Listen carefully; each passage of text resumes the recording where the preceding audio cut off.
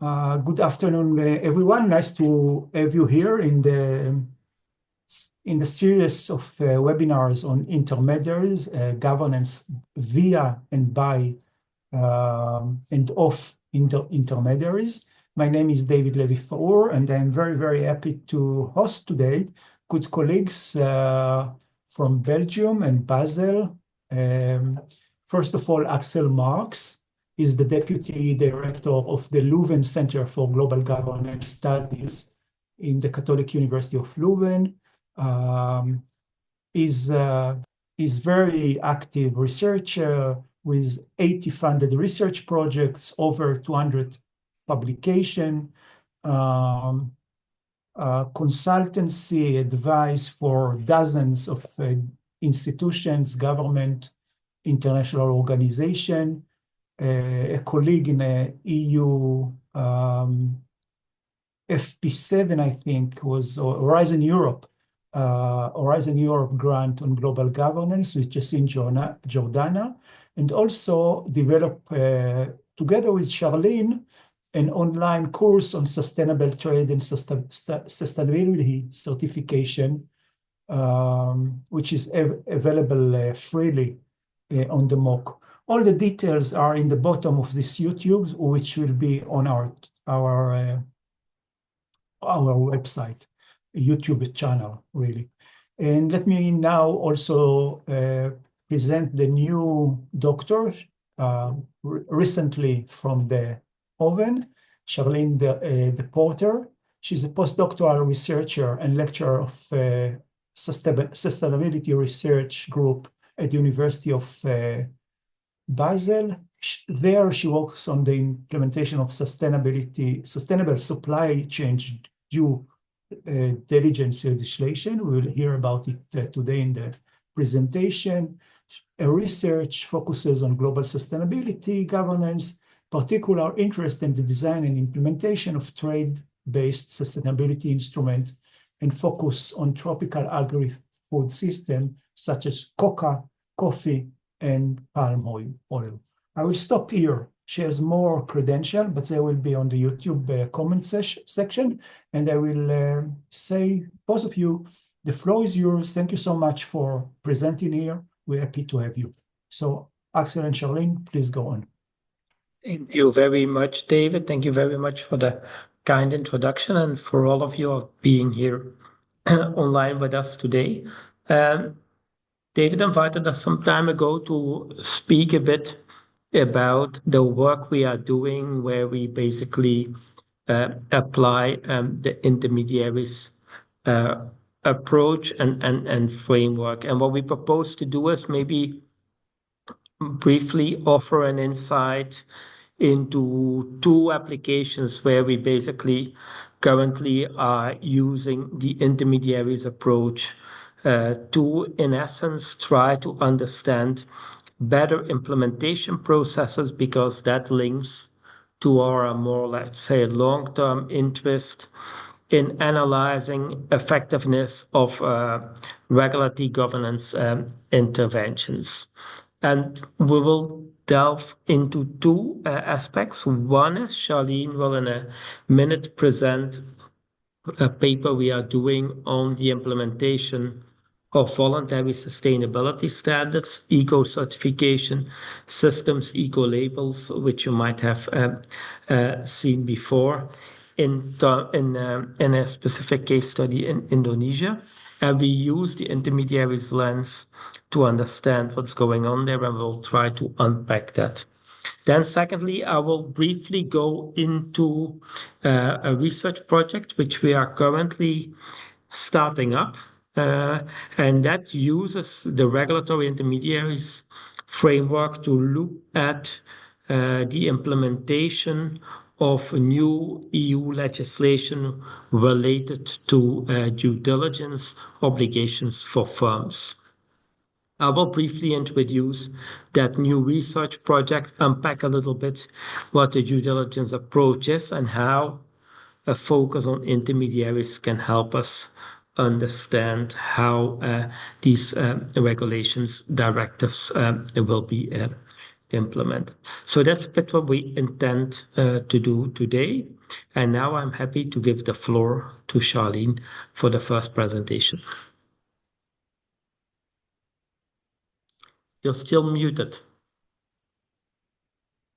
Thank you. I was saying thank you, Axel, and thank you, David, for hosting us for this webinar. And yes, I will just delve into the presentation. So just as a small reminder, I don't know how much the audience is familiar with the intermediaries framework, but basically it's this framework that was developed by Kenneth Abbott and his co-authors, and then other people afterwards.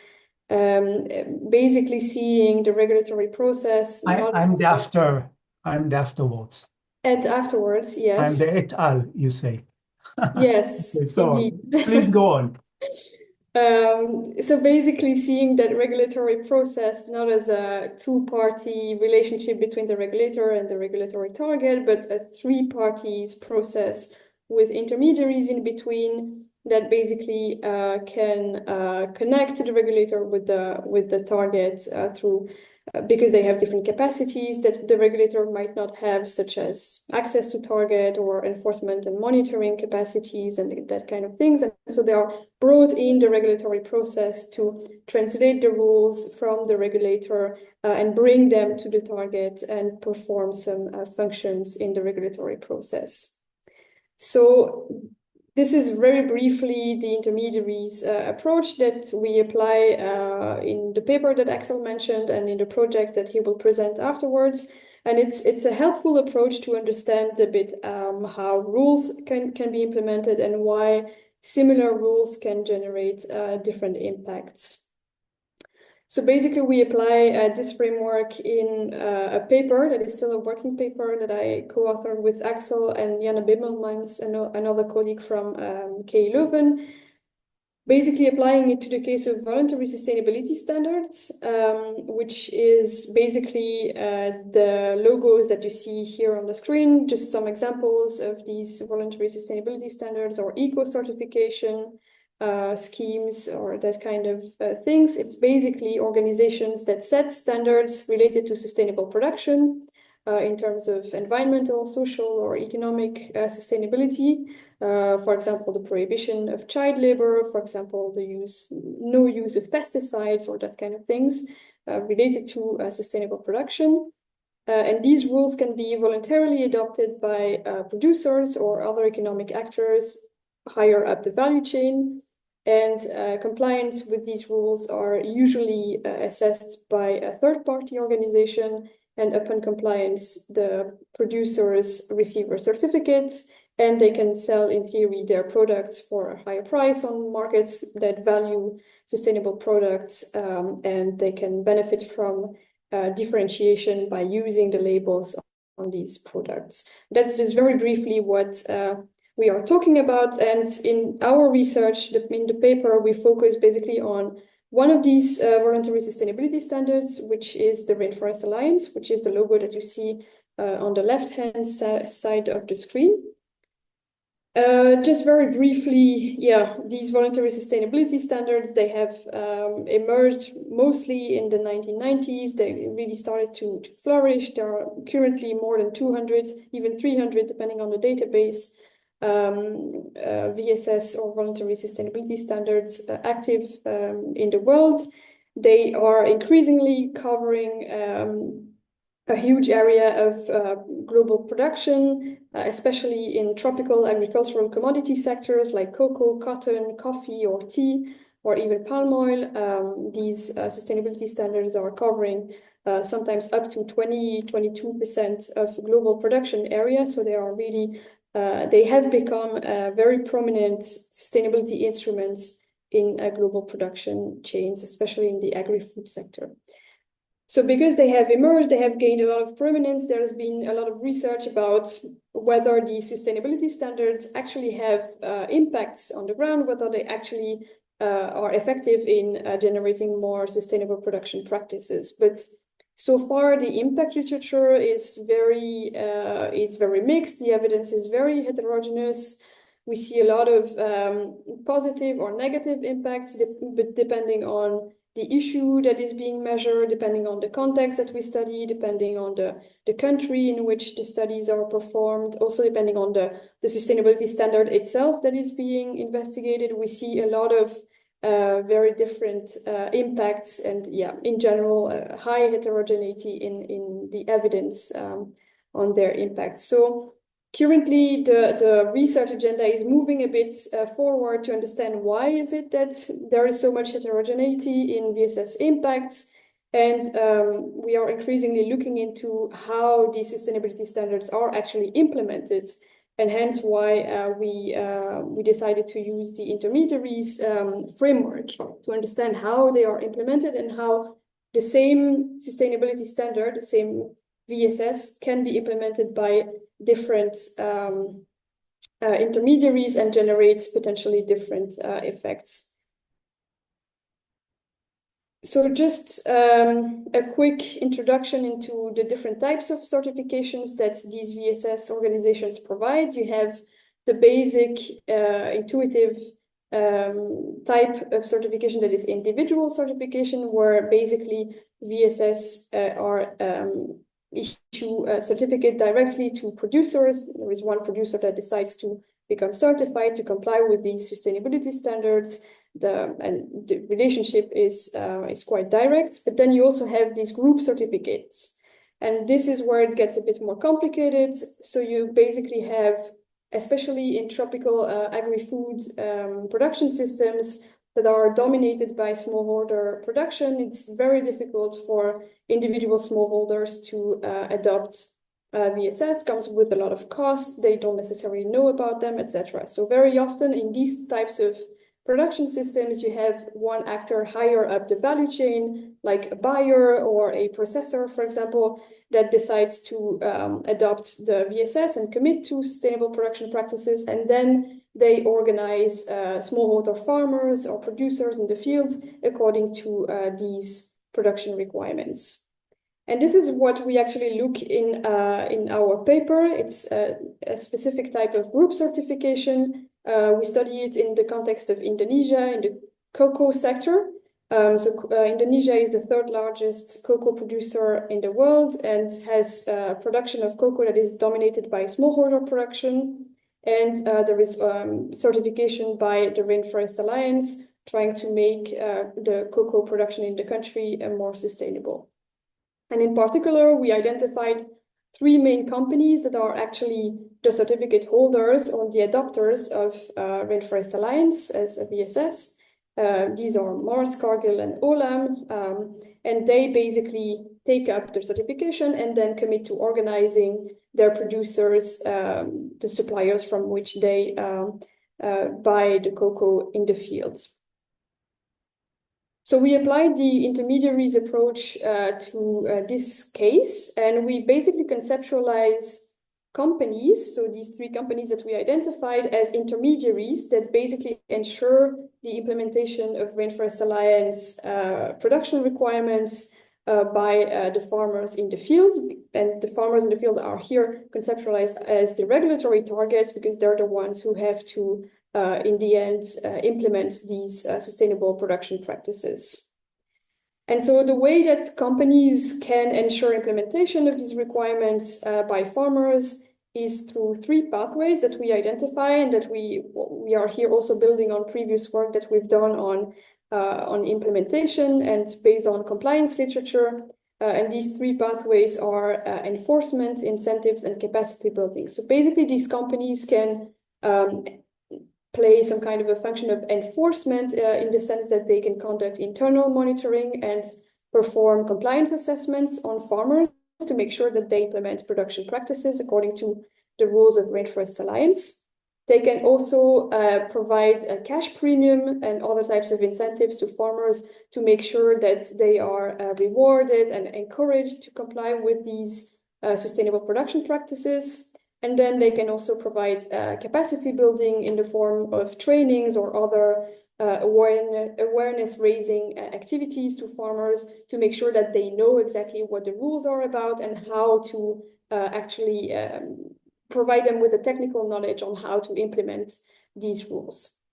So we basically assess the performance of these intermediaries, so the 3 companies that we identified, by measuring the extent to which farmers in their supply chains are indeed exposed to these pathways, which can be the first step into ensuring that they do implement production practices, which can then have, at the end of the chain, sustainability impacts more broadly speaking. So we collected data in 2022 through 2 fieldwork periods in the 3 districts in one of the islands of Indonesia, South Sulawesi. We conducted 40 interviews, 3 focus group discussions, and we ran a farmer level survey with 228 Rainforest Alliance certified farmers across the 3 value chains led by these 3 companies. These are very frightful graphs. I'm not going to go into details, but it's just to show basically that we mapped all the intermediaries that are involved in translating the rules that Rainforest Alliance makes on production practices and the farmers at the end of the chain who have to implement these production practices. And you see here, that's just the case of one of the companies, Mars, who has this whole ecosystem of different intermediaries, formal, informal, dependent, independent. Again, the point is not to go too much in details here, but just to show that the implementation of these rules are really more complex and engage a whole ecosystem of actors. And this is the same for the 3 companies that we identified. There is really this ecosystem of different intermediaries. But overall, in more qualitative terms, if we compare how these 3 different companies convey or translate the production practices rules to farmers that Rainforest Alliance makes, we can distinguish different ways and different intermediaries that themselves they appoint or choose to work with, both for the enforcement, for premium, and for capacity building activities. Just to give an example, I'm not going to read the whole table, but in terms of enforcement, for example, companies ensure that farmers comply with the production practices through different ways. For example, Mars really relies on its own field staff to make sure that farmers comply. They conduct internal audits and they do monitoring regularly, etc. Whereas Cargill, the second company, relies on a specialized company. They hire an external company that is completely independent from their company to conduct these internal audits and monitoring. And then Olam does only monitoring with its own field staff, so it's a bit more restricted. So that's just an example to understand that these different companies engage with different intermediaries themselves or have their own sub-intermediaries part of their own companies. So they have really different systems of intermediation to convey these rules to farmers. So now, does that matter? Does the way that companies implement these rules and these intermediaries that are involved, does it really matter? Well, to understand that, we measured the exposure of farmers in the different value chains led by the 3 companies, and we measured their exposure to enforcement, incentives, and capacity building. And again, I'm not going to go into all the details of these graphs, but what the graph shows basically is that for one specific company here, Cargill, but it doesn't really matter which one it is, farmers are much more exposed to enforcement, incentives, and capacity building, whereas for Olam, they are way less exposed to these 3 pathways. So why is that important? It shows that the same rules here, the rules that are developed by Rainforest Alliance, can be implemented very differently by different intermediaries, and that there are really an ecosystem of intermediaries that are involved in implementing VSS. And I didn't go into too much detail on the intermediary ecosystems that I presented, but we can basically identify some key characteristics of these intermediation ecosystems in relation to independence, specialization, credibility, and capacities, and how that determines their effectiveness in actually ensuring that farmers do receive enforcement incentives and capacity building. So in that sense, the intermediaries approach really can help us understand the differences in rule implementation processes, and here in this case can also help us in part better understand why there is heterogeneity in VSS effectiveness in the impact studies that find a lot of heterogeneity.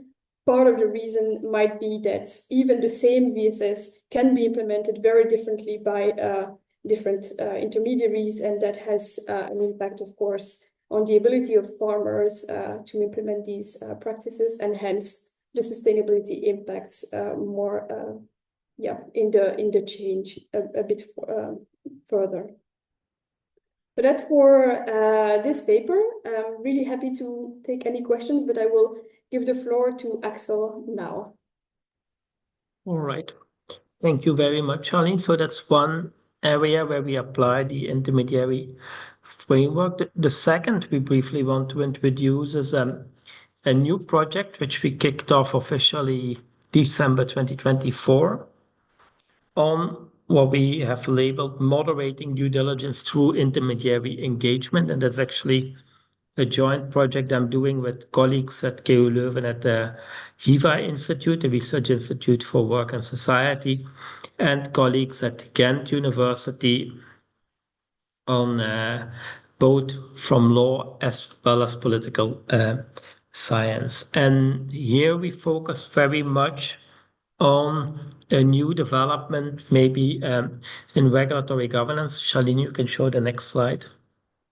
On some initiatives which are currently emerging and which basically are transforming what we call soft law commitments or guidelines for companies to produce more sustainably into hard law, especially on the EU level, regulations, directives, and so on, which put obligations on companies to install what is labeled a due diligence framework and a set of due diligence procedures, which basically means that companies need to ensure that in their own operations and within their, especially first-tier suppliers in the value chains, there's sufficient attention for human rights issues, environmental issues, labor rights issues, and so on. And that shift towards these new obligations actually comes from a longer trajectory of different types of developments, which we saw happening on the level of the OECD with the OECD guidelines for multinational companies, which were first founded in 1967 and then were revised over time. You also had the coming in force of the publishing making of the guiding principles on business and human rights by John Ruggie, now almost 15 years ago, which tried to put obligations on firms to take human rights concerns into account. The ILO had a similar set of guidelines. These were all voluntary, were actually tried there to push companies to take sustainability issues into account. What we are observing more recently is that some of these guidelines are now put into more specific obligations for companies. And companies are now required under these obligations to put in place a due diligence systems. Next slide. Now, what is due diligence? Due diligence is, as it's defined by the OECD, and that definition actually reappears in several of the regulations and directives we look at, is an ongoing, proactive and reactive process to which companies can ensure that they respect sustainability requirements. And with sustainability requirements, we refer to human rights, labor rights, climate issues, biodiversity protection, pollution abatement, and so on. And the obligation for the firms is to really assess the risks with regard to these sustainability requirements in their own operations and the ones of their first-tier suppliers, and to make sure that they are, under all circumstances, complying with national and international law. And that, in terms of operationalization, next slide, please, means that companies have to do a few actions, which will be verified by national governments, by the EU. And what are these actions? First of all, they really need to embed what's labeled responsible business conduct into policies and management systems. That's basically, they have to set up units which are dedicated to follow up and do a risk assessment within the company and the value chain. That's the second step. Have a very extensive assessment of potential risk. So if you're a chocolate producer, you should assess whether the cacao you're buying is not harvested using child labor.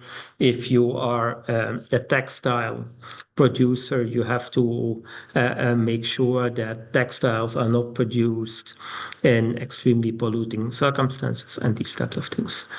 If you identify violations to sustainability requirements as they are laid down in national and international law, a company should try to prevent and mitigate the impacts or seize the impact. It has to continuously track and monitor whether in the future it remains compliant with these sustainability requirements, and they need to communicate how they are doing that. That's basically what they need to do under a due diligence requirement. And if you go to the next slide, over the last couple of years, we have seen that this due diligence approach, which, by the way, emerged in the context of the United Nations Guiding Principles on Business and Human Rights and the OECD guidelines as a concept, is now being translated into different types of regulations. The very first applications were in the EU Conflicts Mineral Regulation and a French law on the duty of vigilance. But more recently, you might have heard of the EU Deforestation Free Products Regulation, the Corporate Sustainability Due Diligence Directive the EU is adopting, and so on. And if you actually look more broader outside the EU, you have initiatives on forced labor in the US. You have different types of initiatives also in other countries. And that's actually quite a new regulatory development. And in the project, we want to understand how these due diligence measures will be operationalized and implemented. And at the end of the day, we also want to understand the degree to which the way they are operationalized really have an impact. And to frame the project, we started from the model developed in the edited volume by David, Duncan, and Ken on intermediaries, where you have the classical model where you have rule makers, rule takers, that's the companies, and in between a whole set of intermediary actors who might want to intervene in the operationalization of the implementation. And in the end of the day, and that's actually also a concept which emerged in the edited volume of David, we want to understand the way in which intermediaries operationalize due diligence obligations and help implement them at the end of the day has an impact on what we call rule beneficiaries. That's the B in the graph you see, and this whole idea that in the first place, these due diligence requirements are introduced to make improvements on the sustainability front, and that means inter alia, that they produce the working conditions of producers, workers and factories, and so on. So we use that framework to better understand what's happening in the implementation. And then when we apply that to the due diligence story, next slide, then what you see is actually the following, and that's on the right-hand side of the slide. On the one hand, you have the rule makers. These are European Commission with the directives and regulations. These can be national governments and so on. And then you have the companies and the rule takers who need to put in place the due diligence obligations. By putting in place the due diligence obligations, they will, at the bottom of the slide, have an impact on the effective stakeholders and beneficiaries. But to guide this whole process, there are a whole set of actors involved, which are now either appointed, one can say, in the due diligence process, or they inflict themselves in this whole implementation process by offering services, advice, different types of implementation tools to companies which need to comply with the due diligence requirements.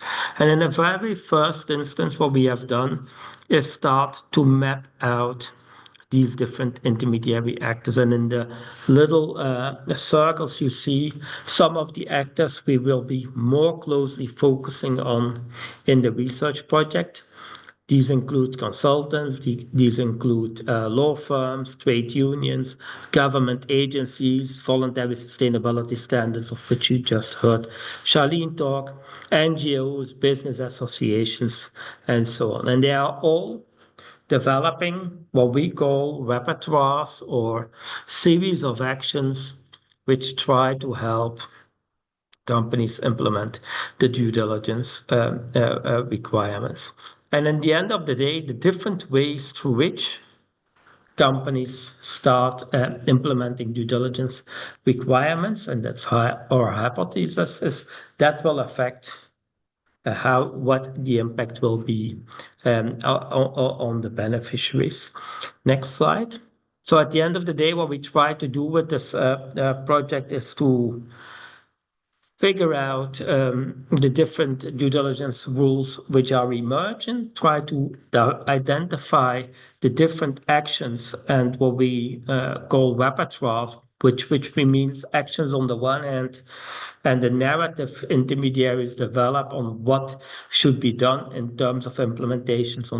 On the other hand, we try to identify the different repertoires between intermediaries within the category of intermediaries, because if you look within one category of intermediaries, like voluntary sustainability standards, they relate very differently towards these due diligence regulations and how they can engage with them. And so at the end of the day, we try to map that out, try to understand the similarities and differences, try to think through how that might then, in a third objective, shape the impact and the effects on the different rule beneficiaries, especially focusing again on what's happening with producers in developing countries. More from a theoretical perspective, where we actually will try to also contribute to the intermediaries literature, is to focus more on the different types of interactions between the different intermediaries in this, let's say, new space or even new market, regulatory market, which is created by the establishment of these due diligence rules, and see who interacts with whom, how they forge complementarities or even foster competition, and so on. So that's in a nutshell what we want to try to do with this Mediate project, which will run for the next 4 years. And we hope we get several papers out of that, which we can present at other webinars in the future. Thank you very much. Thank you so much, Axel and Charline. I will remove the slides after you all saw the contact details of both of you. So let's remove the, and put Charline and Axel in spotlights for everyone. And I invite questions first by, just entering, opening your mic and speaking.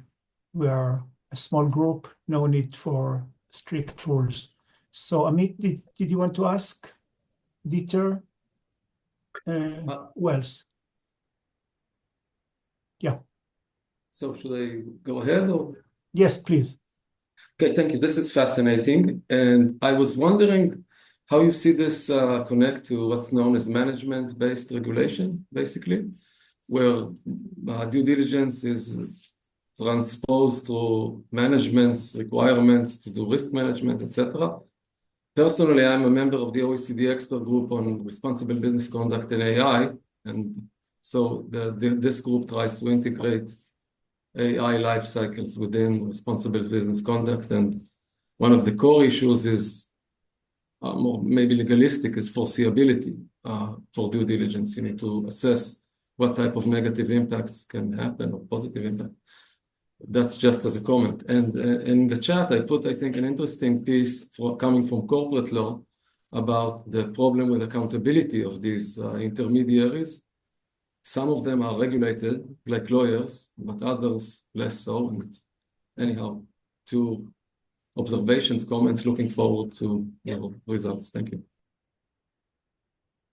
Please go and respond, or you want to take a few questions No, maybe very quick, because they're very interesting comments. Very quickly on the accountability aspect of the intermediaries is that we are currently looking, especially in the context of the EU deforestation commodities regulation, into the guidance documents of the Commission and how they actually go about with identifying intermediaries.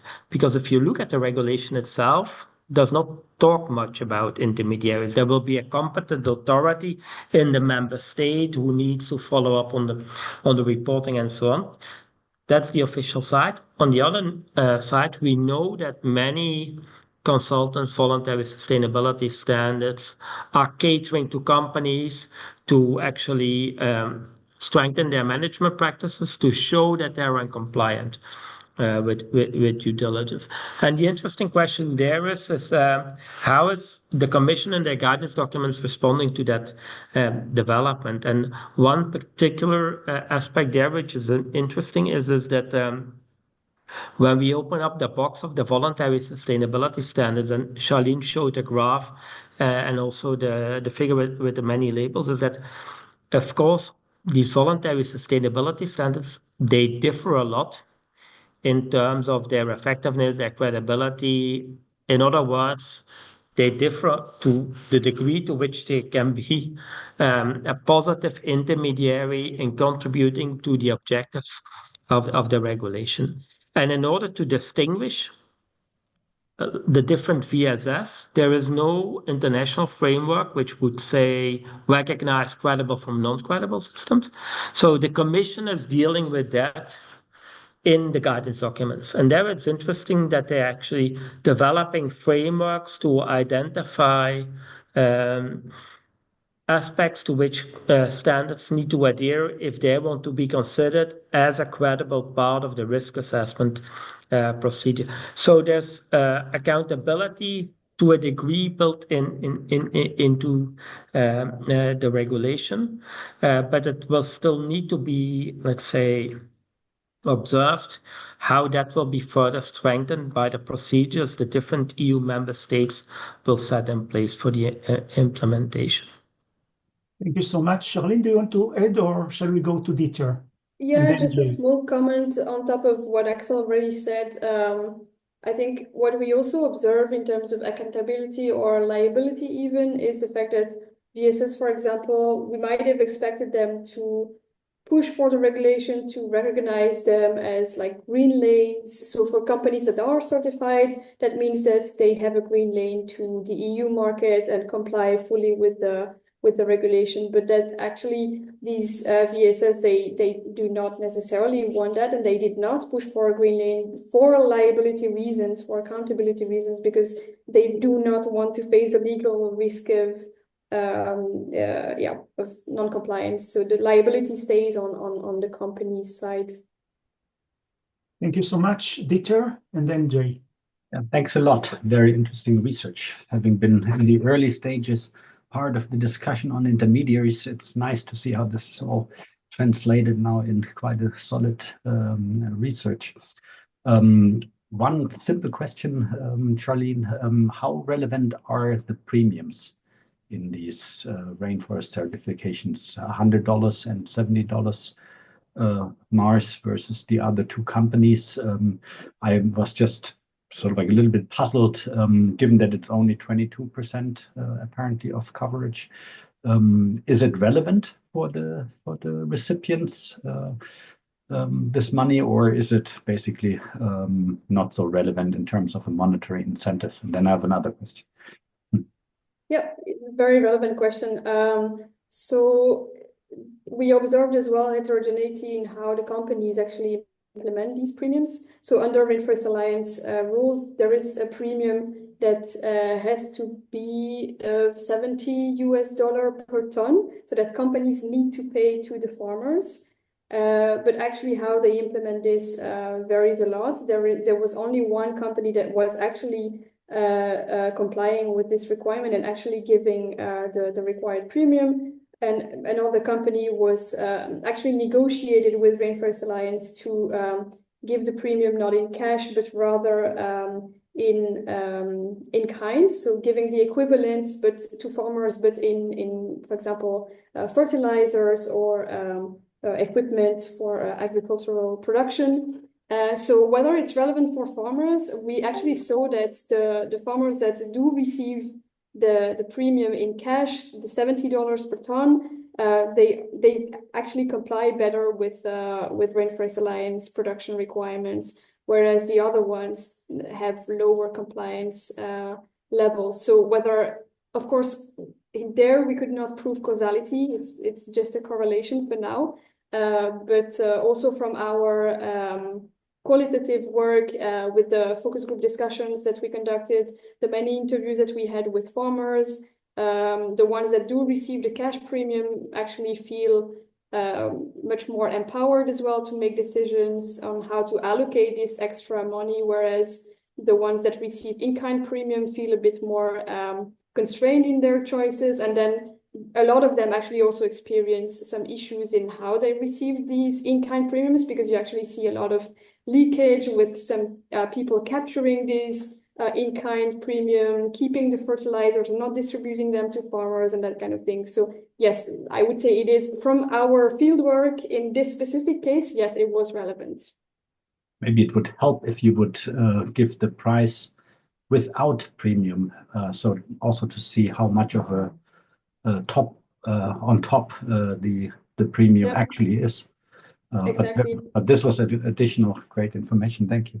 The other question I had on the other project, it looks like it's really a European rather than a OECD project. And I was wondering if this bodes not well for the near future, when there is now expected to be quite a big push against EU procedures in this area, if I understand my chancellor candidate from Germany very well, and his plans for the near future of the EU, together with his conservative party allies.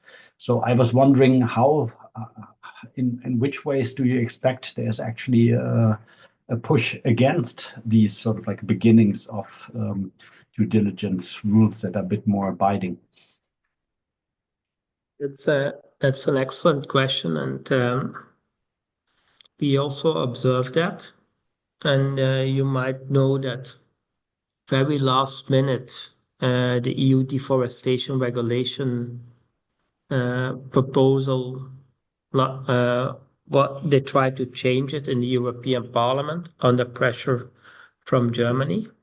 There's similar dynamics are going with regard to the CSDDD, so the Corporate Sustainability Due Diligence Directive, and it's something we can also only observe, and I agree with you. So I think the longest story is that for a long time, and I introduced in the beginning, we had these voluntary guidelines from the UNGPs and the OECDs, and they made some progress on addressing sustainability concerns linked to company operations.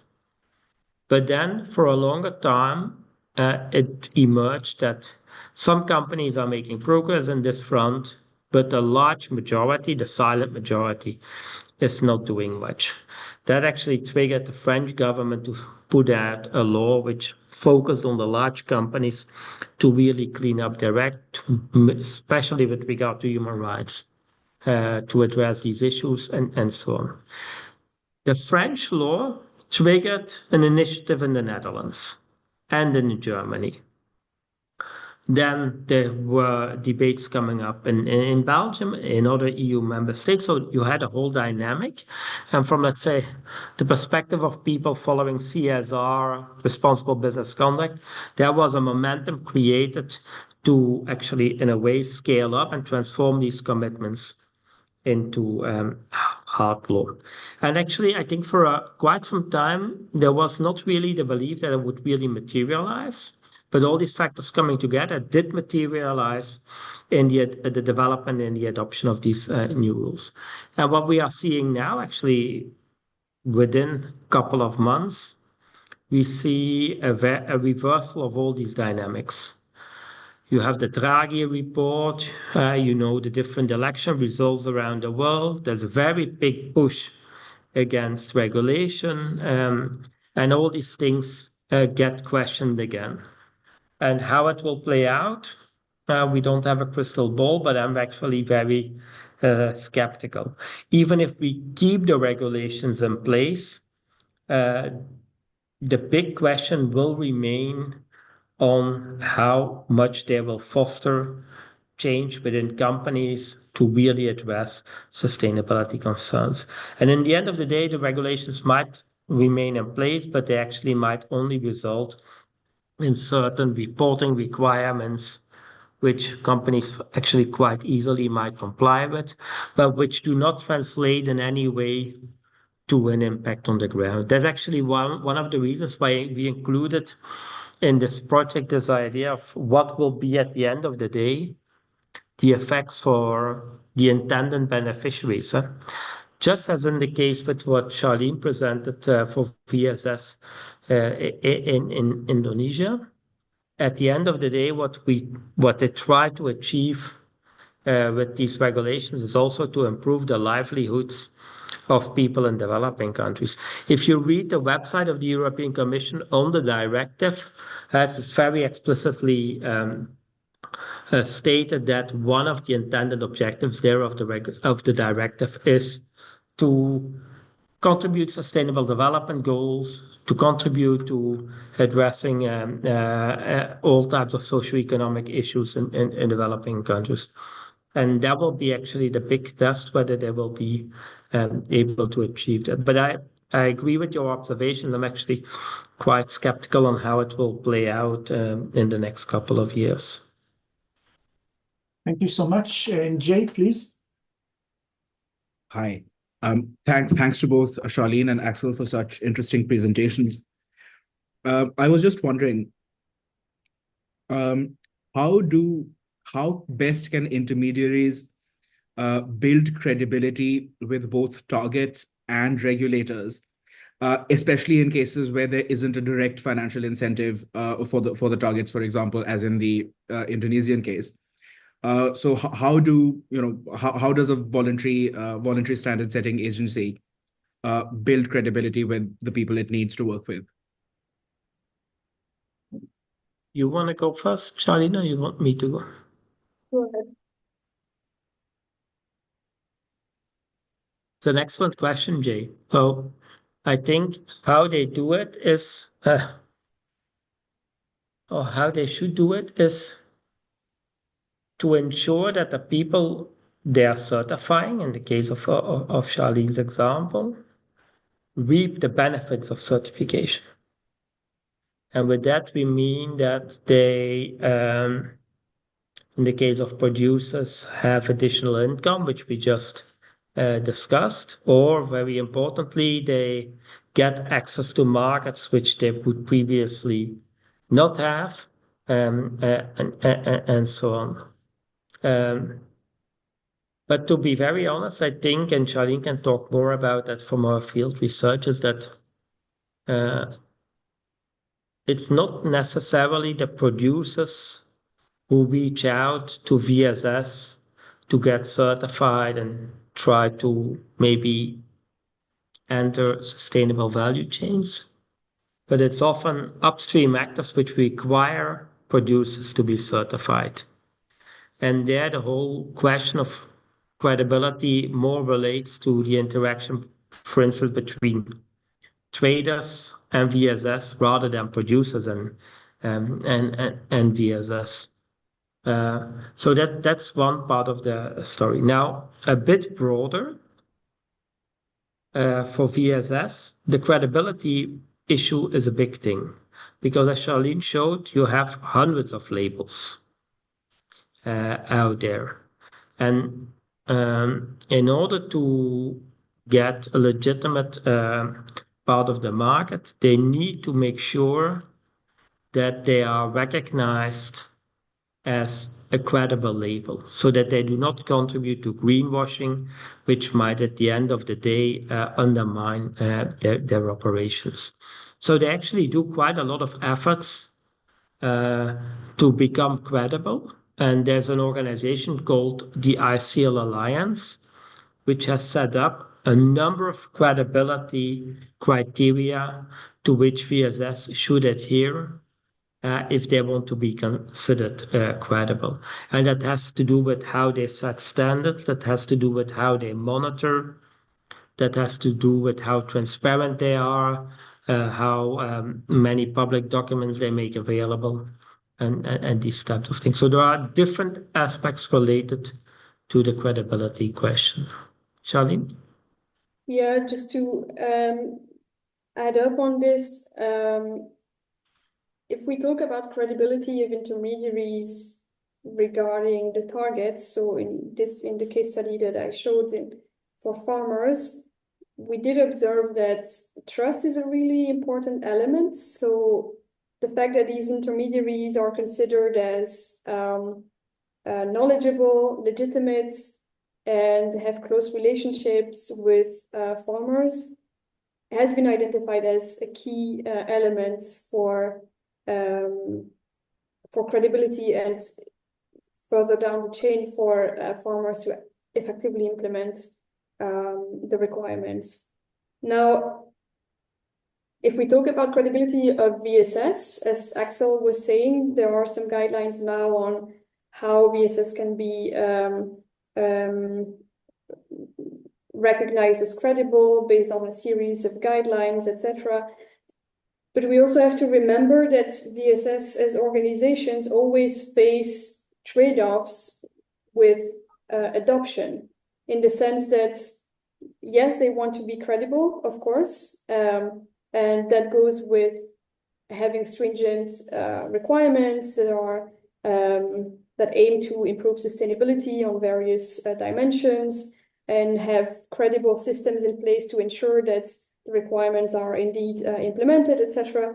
But we should not forget that these are voluntary instruments, right? So they are very dependent on adoption by companies, by producers, adopters, economic actors in the value chain. So they always face this trade-off between being stringent and being credible and being adopted. And actually, it's also about organizational survival, in a sense. They can be very stringent, but then if no one adopts them, then what's the whole point?